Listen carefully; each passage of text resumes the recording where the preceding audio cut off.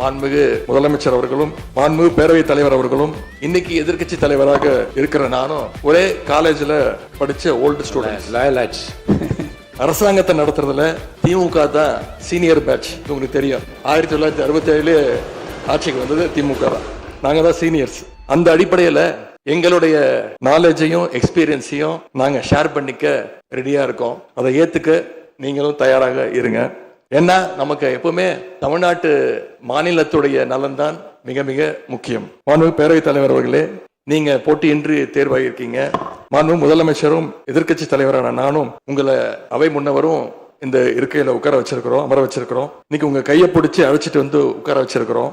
இனி எங்க ரெண்டு தரப்பையும் நீங்க தான் கையை பிடிச்சி அரவணைச்சு கோவம் இல்லாம கோவப்படாம, நீங்க கோவப்பட மாட்டீங்கன்னு தெரியும். உங்களை கோவப்படுத்துற மாதிரி எந்த செயலையும் நாங்க செய்ய மாட்டோம். சட்டமன்ற ஜனநாயகத்துல ஆளுங்கட்சி காதுகளாகவும் எதிர்க்கட்சி குரலாகவும் இருக்க வேண்டும். அதுலதான் இந்த அவையுடைய பெருமை நிச்சயம் அடங்கி இருக்கு.